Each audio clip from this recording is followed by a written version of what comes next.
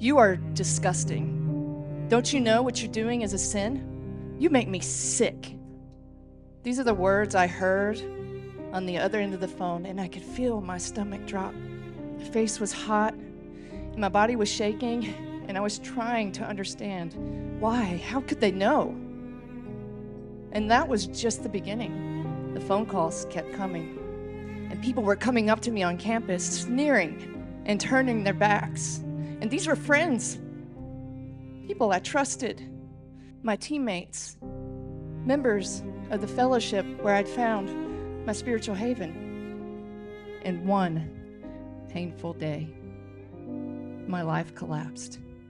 An ex-boyfriend had outed me as gay. And this isn't how I wanted to tell my Catholic conservative family. But news spreads fast in small-town Mississippi, and I wanted to be the one to tell them. And my mom wept openly. And my dad stared me in the eyes and he said, "Don't you think you're gonna go to hell?"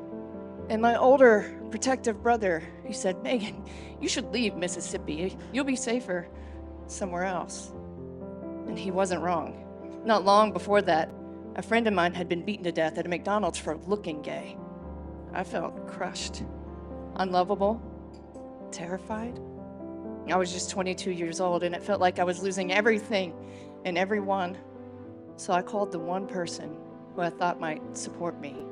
He was my spiritual mentor from the Fellowship of Christian Athletes.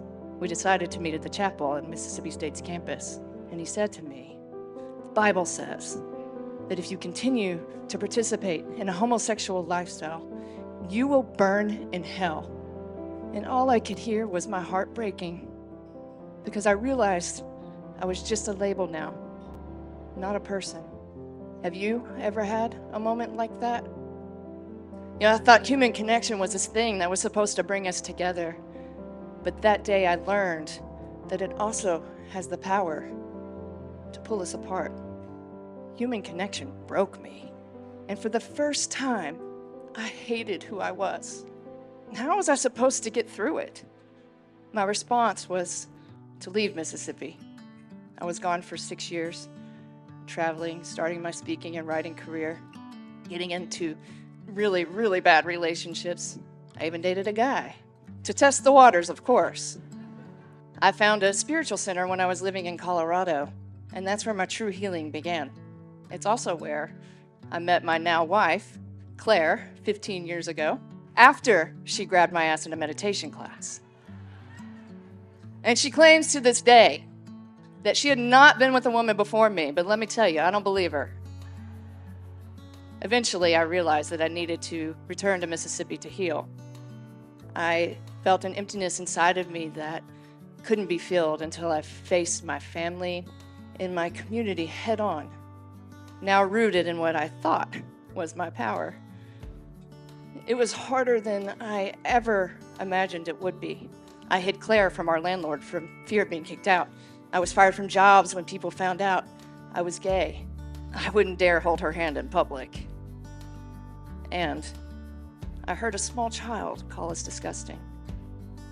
The shame was deep, but I was determined to love myself and to love others. I refused to continue the cycle of discrimination and point the finger back.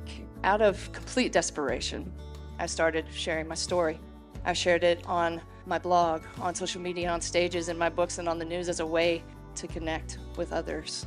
And the shift for me didn't happen overnight, but over the years, opportunities for healing and transformation happened. The Fellowship of Christian Athletes issued an apology to me after my story landed on the front page of all the newspapers.